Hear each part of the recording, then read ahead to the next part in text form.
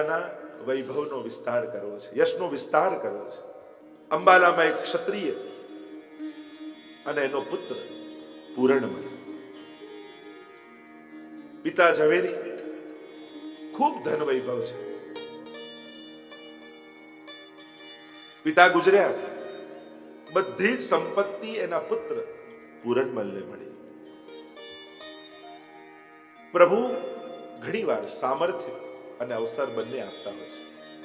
એ તો ઘણીવાર એવું થાય કે અવસર હોય ત્યારે સામર્થ્ય ન હોય, અને ઘણાને સામર્થ્ય હોય તો એને અવસર ન હોય. આ બંને ભેગું થવું એ પણ કૃપાનું કારણ છે. જીવનમાં એવું થાય, માણસની ઈચ્છા હોય ત્યારે સગવડતા ના હોય, અને જ્યારે બધી સગવડતા થઈ જાય ત્યારે શરીર સાથ ના આપતું હોય. જીવનમાં ઘણી વાર એવું થાય, માણસને ઘણી ઈચ્છા હોય કે આમ કરીશું, આમ જઈશું, આમ કરીશું, પણ ત્યારે એનું સામર્થ્ય ના હોય. પણ જ્યારે સામર્થ્ય આવે અમુક ઉંમર પછી, ત્યારે ઈચ્છાઓ મરી ગઈ હોય, શરીર સાથ ના આપતું. આ બંને ભેગું થવું એ સૌભાગ્યની નિશાની છે. અવસર અને સામર્થ્ય. પ્રભુએ પૂરણમલને પસંદ કર્યા. સ્વપ્નમાં એક દિવસ શ્રીનાથજી બાબા પધાર્યા અને આજ્ઞા કરી કે પૂરણમલ, તું મારું મંદિર સિદ્ધ કર. હવે ક્યારે શ્રીનાથજીને જોયેલા નહીં, પુષ્ટિ માર્ગ એટલે શું કાંઈ ખબર નથી, પણ શ્રીજીને કૃપા કરવી છે તો કોઈને પણ નિમિત્ત બનાવે. અને જ્યારે પણ ભગવત કાર્ય આપણાથી થાય ત્યારે મેં ઉત્તમ કર્યું એ વિચારવા કરતા ઠાકોરજીએ મને પસંદ કરી, મારા ઉપર વિશેષ કૃપા કરી, એવો વિચાર કર્યો કે પ્રભુ તો કોઈની પાસે પણ કરાવી શકત, પણ આવું સત્કર્મ કરવા માટે ઠાકોરજી મને પસંદ કર્યો, એ ઠાકોરજીનો મારા ઉપર ઉપકાર છે. ઉલટાનો આભાર માનવો કે પ્રભુ મને પસંદ, તો એમને ક્યાં કમી છે? વ્યક્તિઓની, વસ્તુની, સામર્થ્યની, એ તો કોઈની પાસે પણ કરાવી છે, એને તો સામર્થ્ય આપવામાં ક્યાં વાર લાગે છે. પણ પ્રભુ કોઈ પણ શ્રેષ્ઠ કાર્ય કરવા માટે જો આપણને પસંદ કરે તો પ્રભુની કૃપા જાણે, પ્રભુનો આભાર માનો. પૂર્ણમલ ક્ષત્રિય શોધતા શોધતા આવ્યા છે શ્રીજી દ્વારા. નાનકડા મંદિરમાં શ્રીનાથજી બાબા બિરાજે છે, અને આવીને ત્યાં વાત કરી છે કે શ્રીનાથજીએ આ રીતે પોતાનું ભવ્ય મંદિર બાંધવાની મને આજ્ઞા કરી છે. કહ્યું કે શ્રી મહાપ્રભુજી પધારે ત્યારે તમારો મનોરથ અભિવ્યક્ત કરજો. થોડો સમય ગયો અને મહાપ્રભુજી પધાર્યા અને વાત કરી કે આ રીતે શ્રીનાથજી બાબાએ મને પોતાનું મંદિર બાંધવાની આજ્ઞા કરી છે.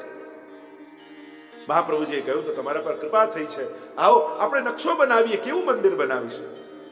મહાપ્રભુજીએ નકશા બનાવનારને કહ્યું, આપણે ત્યાં તો નંદાલયનો ભાવ છે, એટલે નંદાલય જેવું મંદિર બનાવજો.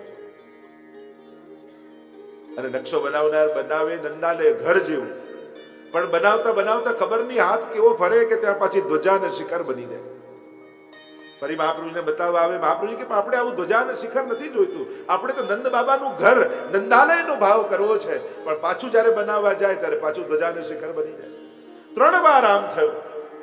ત્યારે મહાપ્રભુજીને થયું કે શ્રીજીની કોઈ જુદી ઈચ્છા લાગે છે. શ્રીજીને વિનંતી કરી ત્યારે શ્રીનાથજીએ કહ્યું કે અહીંયા દેવાલયની રીત રાખી છે, મારે જગુદ્ધારક રૂપે બિરાજવું છે. અને એટલા માટે આપણે ત્યાં આધ્યાત્મિક કેન્દ્રોમાં મુખ્ય 4 સ્થાન હોય છે: મંદિર, હવેલી, બેઠકજી અને ચરણ ચોકી. આપણા વૈષ્ણવ સંપ્રદાયના આધ્યાત્મિક કેન્દ્રોમાં મુખ્ય 4 સ્થાન. પુષ્ટિ માર્ગમાં મંદિર એક જ છે, અને એ છે આ શ્રીનાથજી બાબાનું મંદિર, કે જે સ્વયં શ્રીજીની ઈચ્છાથી મંદિર રૂપે શિખર, કળશ અને ધ્વજા ધારણ કરીને શ્રીનાથજી બાબા બિરાજ્યા છે. એ ભગવદ ઈચ્છાને કારણે દેવાલયની રીત છે. અને એટલે જ અહીંયા આરતી આદિ લેતા હોય છે, બીજી હવેલીઓમાં નથી લેતા. એવા ઘણા ક્રમ, એવા સેવા ક્રમના છે કે જે દેવાલયમાં હોય, મંદિરમાં હોય, એવા ક્રમ અહીંયા વિરાજે છે, જે હવેલી પરંપરાના અનુસાર નથી હોતું, અને ત્યાં નંદાલયની રીત હોય છે. અને એટલા માટે મંદિર એક જ છે આપણે ત્યાં, એ શ્રીનાથજીનું મંદિર. બીજું હવેલી. આપણે ત્યાં જેટલા પણ આધ્યાત્મિક કેન્દ્રો છે, હવેલી, હવેલી ફારસી વર્ડ છે, શબ્દ છે, એનો અર્થ થાય સુસજ્જ ભવ્ય ઘર. જેમ નંદ બાબા વ્રજના રાજા હતા અને રાજાનો મહેલ, રાજાનું ઘર કેવું હોય, એવા આપણા આધ્યાત્મિક કેન્દ્રો જ્યાં ગુરુજનના માથે ઠાકોરજી વિરાજતા હોય. નંદ બાબાનું ઘર એ હવેલી શબ્દથી ઓળખાય. ત્રીજું છે બેઠકજી. જે સ્થાન પર મહાપ્રભુજીએ બિરાજીને 7 દિવસ ભાગવતજીનું પારાયણ કર્યું, એ સ્થાનને બેઠકજી કહીએ છીએ. ऐसे 84 બેઠકજી ભારત વર્ષમાં. અને ચોથું સ્થાન જે શ્રીનાથજીના ચરિત્રમાં આવશે, વ્રજમાંથી મેવાડ પધારતા જ્યાં જ્યાં શ્રીનાથજીએ મુકામ કર્યો એ સ્થળ ચરણ ચોકીથી ઓળખાય છે. કે જ્યાં જ્યાં શ્રીનાથજી અહીંયા મેવાડ પધાર્યા, ત્યાં જ્યાં જ્યાં મુકામ કરીને પધાર્યા એ ચરણ ચોકી રૂપે. આમ 4 સ્થાન મુખ્ય રૂપે આપણે ત્યાં પ્રસિદ્ધ છે. શ્રીનાથજીના બેઠકજી પણ છે વ્રજમાં. કે જ્યારે શ્યામ ઢાક ઉપર શ્રીનાથજી બાબા સખાઓ સાથે આરોગવા જતા ને ત્યાં બિરાજતા, તો આપણે ત્યાં જેમ મહાપ્રભુજી ગુસાઈજીના બેઠકજી કહીએ છીએ, એમ શ્રીનાથજીના બેઠકજીના પણ શબ્દોનો ઉપયોગ થાય છે. કે જ્યાં શ્રીજી બિરાજીને પ્રગટ લીલાઓ કરી અને જ્યાં બિરાજાય શ્રીનાથજીની બેઠક તરીકે ઓળખાય છે. તો આવા આધ્યાત્મિક કેન્દ્રો આપણે ત્યાં. તો પૂર્ણમલ ક્ષત્રિયે જ્યારે નકશો બનાવવાનો પ્રારંભ કર્યો, મહાપ્રભુજીની આજ્ઞાથી નંદાલય જેવો બનાવવાનો પ્રયાસ કર્યો, પણ 3 વાર દેવાલયનો નકશો બન્યો. અને શ્રીનાથજી સ્વયં આજ્ઞા કરી અહીંયા દેવાલયની રીત રાખી છે. પૂર્ણમલ ક્ષત્રિય એમ હતું, મારી પાસે તો ઘણું ધન છે, હમણાં મંદિર બનાવી દઈશ, अभी बन जाएगा मंदिर. मन में अज्ञात मद आया. श्रीनाथजी बाबा કહે, મારું મંદિર અહંકારથી નહીં, મારું મંદિર તો શ્રદ્ધાથી બને છે. અને જ્યાં ખાડો ખોદ્યો, પાયો ખોદ્યો શ્રીનાથજી બાબાનું મંદિર બાંધવા માટે, એ પાયા ખોદવામાં જ એટલું ધન લાગી ગયું કે પૂરણમલનું બધું જ ધન પાયા ખોદવામાં ખર્ચાઈ ગયું. આશ્ચર્ય થયું પૂરણમલને કે આ શું થયું? મને તો એમ હતું હમણાં મંદિર બાંધી દઈશ. ત્યારે શ્રીનાથજી આજ્ઞા કરી કે તારી પાસે જે ધન હતું એ તારા પિતાનું કમાવેલું. હું એમ ઈચ્છું છું કે મારું મંદિર તારા મહેનતના પૈસાથી બને, અને એટલે મેં આ લીલા કરી. પૂરણમલ ક્ષત્રિય હાર્યા નથી. એમ નથી કે હવે ખતમ થઈ ગયું, બાંધીને શું કરું. અને પૂરણમલે સંકલ્પ કર્યો કે નક્કી કર્યું છે કે મંદિર બાંધવું છે તો બાંધીને રહીશ, હું પોતે મહેનત કરીશ, હું પોતે કમાઈશ, અને મારા કમાયેલા પૈસાથી શ્રીનાથજીનું મંદિર બાંધીશ. અને આમ નક્કી કરી અને પૂર્ણમલ ક્ષત્રિય દક્ષિણ તરફ પ્રયાણ કર્યું છે. અનેક વર્ષો સુધી પરિશ્રમ કર્યો છે. અહીંયા આગળના ચરિત્રોમાં શ્રીનાથજીના રામદાસ સાચોરા આવ્યા છે. જેમ એમની પણ કથાનો પ્રસંગમાં 84 વૈષ્ણવની વાર્તામાં રામદાસ સાચોરાનો પ્રસંગ આવે છે. સેવા કરવાની આજ્ઞા મહાપ્રભુજીએ કરી છે અને કહ્યું 30 વર્ષ પછી તને આ લાભ મળશે. રામદાસ સાચોરા ભગવત સેવામાં આવ્યા છે. અનેક ભક્તોના ચરિત્રો શ્રીનાથજીના ચરિત્રની સાથે સાથે ગવાય છે. કારણ કે પ્રભુના ચરિત્રનો પરિચય ભક્તોના ચરિત્રથી છે. આપણે કહીએ ભાગવતજી એ ભગવાનની કથા, પણ ભગવાનની તો બહુ ઓછી ગાથા છે. મોટા ભાગે ભક્તોની જ કથા ગાઈએ છે. ભગવાન કૃપાળુ છે એ સમજાવવા માટે પણ કોઈ ભક્તોના જીવન ચરિત્ર કહેવા પડે. જો આના પર આવી કૃપા કરી એટલે ભગવાન કૃપાળુ છે. પ્રભુના ગુણોને સમજાવવા માટે પણ ભક્તોના જ ચરિત્ર ગાવા પડે છે कि हमारे प्रभु ऐसे उदार हैं, ऐसे करुणावान हैं, ये समझाने के लिए भक्तों के चरित्र गाने पड़ते हैं. मतलब भगवान ने समझवा માટે પણ ભક્તોને સમજવા જરૂરી છે.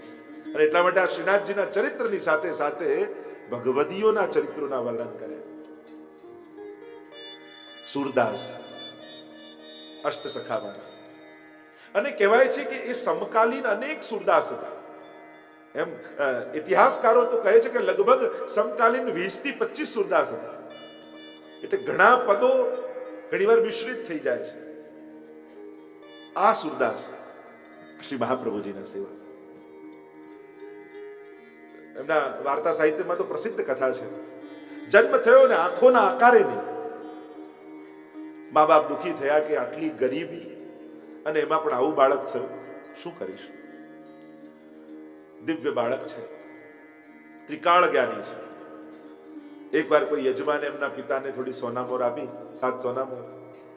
ઘરમાં લઈને આવ્યા, પણ ઉંદરડો એ સોનામોરની થેલી ઉપાડી અને અગાસીમાં જે નળિયા હતા એમાં મૂકી દીધી.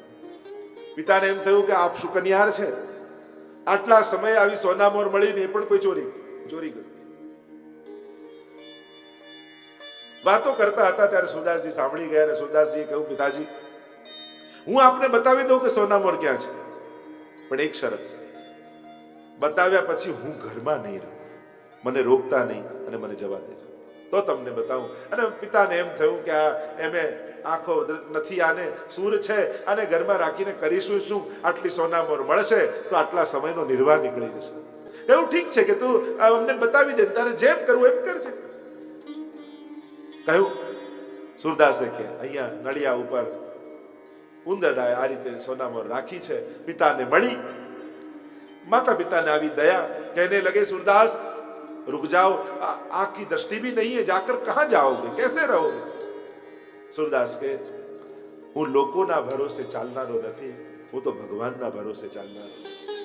અને જ્યારે મારા બદલે જોનારો ભગવાન થઈ જાય પછી મારે જોઈને શું કરવું છે? મારા જીવનનો માર્ગ તો ભગવાનની આંખોથી જોઈને ચાલશે. જેવી તારી ઈચ્છા, જ્યાં જવું હોય ત્યાં જા. આવ્યા ગામની બહાર, વૃક્ષ પર નીચે આવીને મુકામ કર્યો. એટલામાં કોઈના ઘોડા ખોવાઈ ગયા હતા, શોધતા શોધતા આવ્યા. સુરદાસે કહ્યું કે આ રીતે અહીંયા ઘોડા અને ગાયોની વચ્ચે બાંધેલા છે. ત્યાંથી મળી ગયા. અને હવે તો ધીરે ધીરે સુરદાસનો યશ વધવા લાગ્યો, વાતો ફેલાઈ. કોઈની કઈ પણ વસ્તુ ખોવાઈ હોય, આ સુરદાસને એવી દિવ્ય શક્તિ છે કે ભૂત ભવિષ્ય વર્તમાન બધું જોઈ શકે છે. અને હવે તો લોકોના ટોળા ને ટોળા લાગવા લાગ્યા, કેટલાય શિષ્યો બની ગયા સુરદાસ.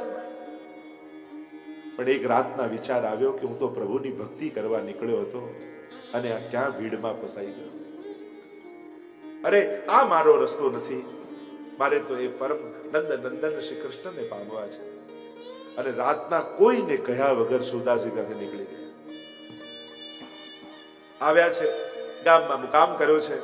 રોજ પ્રભુનું સંકીર્તન અને કીર્તન વિરાદીના દીનતાના પદો ગાય છે. ધીરે ધીરે થોડી કીર્તન મંડળી થઈ ગઈ અને એકવાર પોતાની મંડળી લઈ આગ્રા પાસે ગૌઘાટ ઉપર મુકામ કર્યો. અને યોગાનું યોગ, એ જ સમયે મહાપ્રભુજીનો પણ મુકામ ત્યાં છે. સુરદાસજીને સમાચાર મળ્યા કરે આચાર્ય ચરણ અહીં પધાર્યા છે. એ વલ્લભાચાર્ય જેને શુદ્ધાદ્વૈત બ્રહ્મવાદની સ્થાપના કરી, માયાવાદનું ખંડન કરી અને ભક્તિ માર્ગને પ્રસ્થાપિત કર્યો છે, પુનઃ જીવંત કર્યો છે. મનમાં થયું જેની પ્રતીક્ષા કરતો હતો એ વલ્લભ પધારી ગયા છે. આવ્યા સુરદાસ, દંડવત કર્યા, મહાપ્રભુજીને વંદન કર્યા. અને મહાપ્રભુજીએ કહ્યું કે અમે સાંભળ્યું છે કે તમે બહુ સુંદર ગાઓ છો, તો કોઈ કીર્તન સંભળાવો.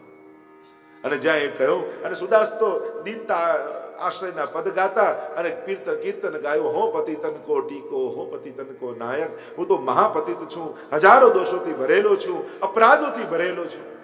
અને જ્યારે આવું કીર્તન ગાયું ત્યારે મહાપ્રભુજીએ કહ્યું, અરે સુર હોય કાહે ગીગ્યા હતા, સુર થઈને શેનો રડે છે? કશું ભગવત લીલા ગા, જસો અપરાધ કટે.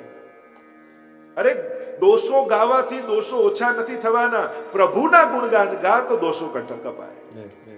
પણ બે હાથ જોડીને સુરદાસે કહ્યું, તો મેં તો કછું ભગવત લીલા જાનત નહીં, મેં તો इन भगवत लीला को जानता नहीं. મહાપ્રભુજીને કહી, સુરદાસ જાઓ સ્નાન કરકે આવો. અને સ્નાન કરીને સુરદાસજી પધાર્યા છે. અને ત્યાં મહાપ્રભુજીએ બ્રહ્મ સંબંધ કરાવ્યું, દશમ સ્કંદની અનુક્રમણિકા કેવલ સંભળાવી અને સુરદાસજીને દશમ સ્કંદની બધી જ લીલાઓ સ્ફુરવા લાગી. ब्रज भयो मेहर के पूत जब ये बात सुनी, आनंदे सब लोग गावत गणित गुनी, અને સુન સુર સબન કી यह गति जिन हरि चरण लो.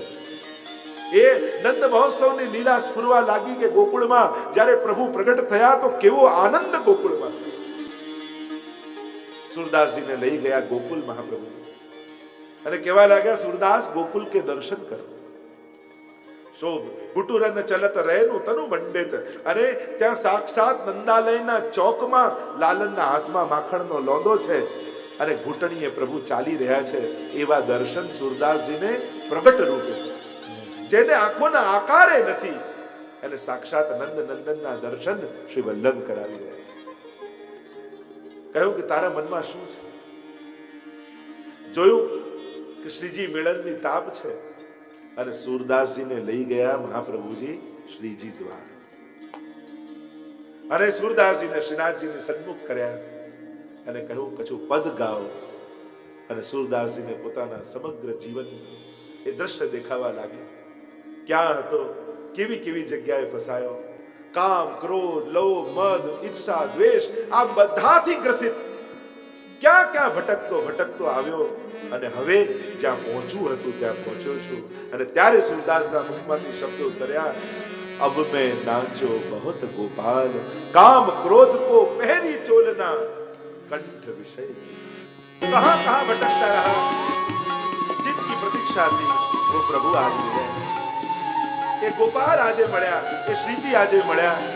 બસ આ જ વિષયોમાં ભટકતો આજે શ્રીજીના શરણે આવ્યો. આંસુ સારતા દોષોનો સ્વીકાર કરતા શ્રીજીના શરણે આવ્યો. અને પ્રભુના તો એવા વાલા થઈ ગયા સુરદાસ. શ્રીનાથજીના ચરિત્રમાં સુરદાસજીના અનેક પ્રસંગો જોવા મળે. શ્રી ગુસાઈજી પણ શ્રીજીને ગોપાલ કહીને બોલાવે. પ્રભુને આ નામ બહુ પ્રિય હતું, ગોપાલ. સુરદાસજીના તો પ્રસંગમાં આવે છે ને કે પોતાનો નિર્વાહ કરવા કુટિયા બાંધીને રહેતા અને એક વ્રજવાસીના બાળકને સાથે રાખ્યો, જેથી એમના દૈનિક કાર્યમાં એમને મદદ રહે. અને રોજ જ્યારે પ્રસાદ લેવા બેસે ત્યારે આ વ્રજવાસીનો બાળક રોજ જલનો લોટો ભરીને પાતળ કરીને મૂકી જાય. આજે સુરદાસ પ્રસાદ લેવા બેઠા છે. કોળીઓ મોઢામાં મૂક્યો અને કોળીઓ ગળામાં અટક્યો. એવો અટક્યો, આંખમાંથી આંસુ નીકળવા લાગ્યા. પ્રાણ છૂટી જાય એવી અવસ્થા થઈ ગઈ. આસપાસ ફાફા મારે છે પણ ક્યાંય જલનો લોટો દેખાતો નથી. અરે આજે ગોપાલ જલનો લોટો જ મૂકવાનું ભૂલી ગયો. એ વ્રજવાસીના બાળકનું નામ ગોપાલ હતું.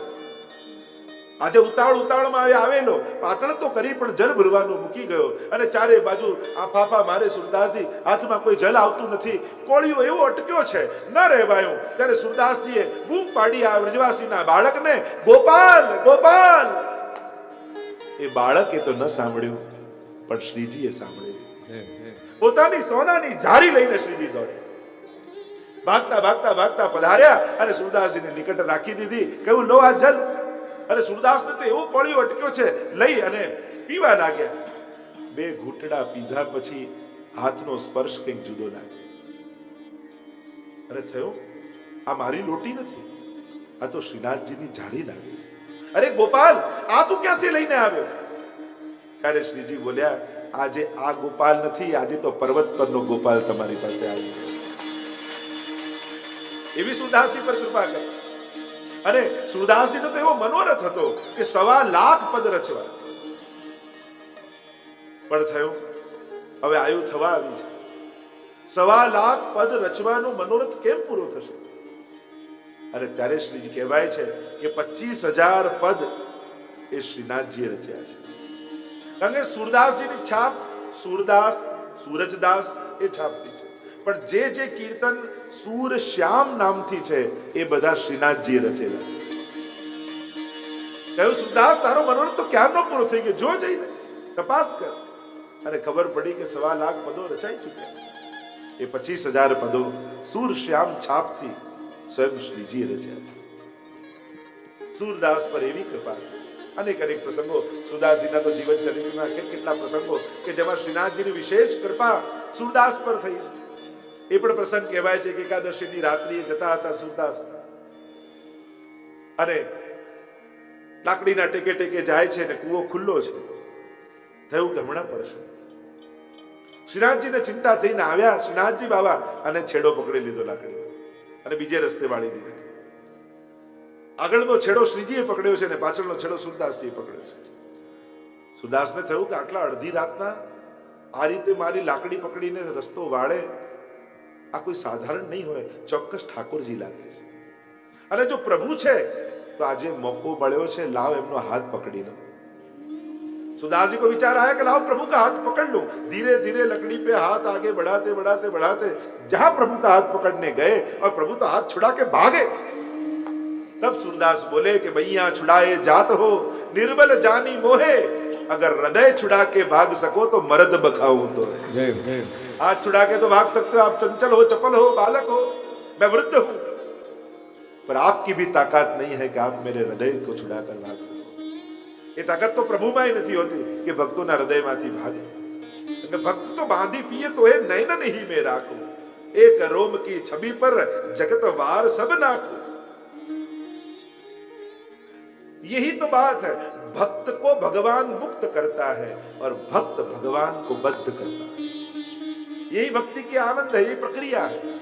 भक्ति मार्ग में भगवान भक्त ने मुक्त करी दे ने कोई बंधन ना रहे, न संसार ना, न धर्म ना, न नियम ना, बधामाथी मुक्त करी दे, सर्वतंत्र स्वतंत्र.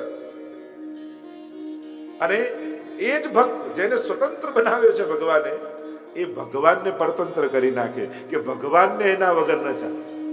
આ ભક્તિ માર્ગની મજા, આ ભક્તિ માર્ગનો આનંદ કે પ્રભુ એક ક્ષણ વાર્તા સાહિત્યમાં તો જો પેલા માજીને ઘરની બહાર ઠાકોરજી ના જવા દે. શાક લેવાય જવું હોય તો બહારનું ખોલીને બૂમ પાડે, અરે ભૈયા જલ્દી વાપસ આ. એને એક ક્ષણ બહાર ન જવાય. પ્રભુ એક ક્ષણ એના વગર ન રહે.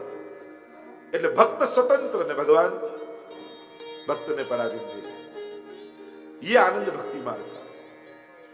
सूरदास जी पर अनेक प्रकार की कृपा प्रभु ने की है. कृष्णदास अधिकारी का प्रसंग आया. यहां पूरणमल क्षत्रिय धन कमाकर वापस आए हैं और कहा पुनः मंदिर का निर्माण प्रारंभ हो. और सुंदर मंदिर सिद्ध हो रहा है. पर ये मंदिर की व्यवस्था कैसे करनी? कृष्णदास अधिकारी. અને કૃષ્ણદાસ અધિકારી ગુજરાતના શરણે આવ્યા. સાચું નાનપણથી સત્યવાદી હતા અને એમના પિતા જ્યારે વણઝારાઓ ગામમાં રોકાયા તો એમનું ધન લઈ લીધું ચોરી. જાણી ગયા કૃષ્ણદાસ. રાજાને ફરિયાદ પોતે કરી કે આ ચોરી બીજા કોઈએ નહીં, મારા પિતાએ કરાવી. પિતાને આવ્યો ક્રોધ. કહ્યું તું ઘર છોડીને નીકળી ગયા.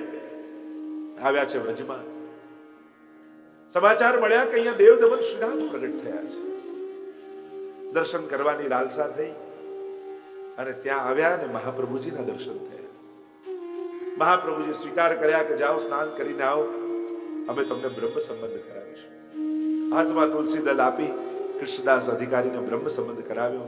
અને ત્યારે કૃષ્ણદાસને એમ થયું કે મારા જેવો અપરાધી પાપી અનેક દોષોથી ભરેલો અને એના ઉપર શ્રી વલ્લભની આવી કરુણા. કીર્તન રચ્યું શ્રી વલ્લભ પતિત ઉદ્ધારન જાય, શરણત લેત લીલા દર્શાવ. મહાપ્રભુ જેને શરણે લે એને લીલામાં મોકલે નહીં, એ જ્યાં હોય ત્યાં લીલા પ્રગટ થઈ જાય. એક છે સાધારણ ગુરુ, બીજા છે પુષ્ટિ ગુરુ. બંનેમાં ફરક એ, સાધારણ ગુરુ શરણે લે તો માણસ મર્યા પછી ભગવાનના ધામમાં જાય, પણ પુષ્ટિ ગુરુ શ્રી વલ્લભ એવા છે મર્યા પછી ભગવાનનું ધામ નહીં, એ જ્યાં હોય ત્યાં એને નંદાલયનું સુખ મહાપ્રભુ દે. અને સાધન કરીને કેમ સમય ખોજ, વિદ્યમાન આનંદ કદી ચલત ક્યો અપાથે, જય જય શ્રી વલ્લભ પ્રભુ વિઠ્ઠલેશ સાથે. બીજા કોઈ સાધન ન થાય તો એક શ્રી વલ્લભના ચરણ પકડી લો, તમારા બધા સાધન વલ્લભ કર્યા. અહીંયા મંદિરનું બાંધકામ ચાલી રહ્યું છે. કૃષ્ણદાસ અધિકારીને શરણે લીધા છે અને કહ્યું ભીતરની સેવા માટે રામદાસ આદિ છે, તમે બહારનો વહીવટ સંભાળો. જે પણ ઠાકોરજીની સામગ્રી આવે, જે ભેટ આવે, બધું કુશળતાપૂર્વક થાય એનું ધ્યાન રાખો. અને કૃષ્ણદાસ અધિકારી કહે શ્રીજીની તો જે સેવા મળે મારું પરમ સૌભાગ્ય છે. અને શ્રીજીના વહીવટનો અધિકાર શ્રી કૃષ્ણદાસ અધિકારીને મહાપ્રભુજી આપે છે. અહીંયા સમય વીતી રહ્યો છે.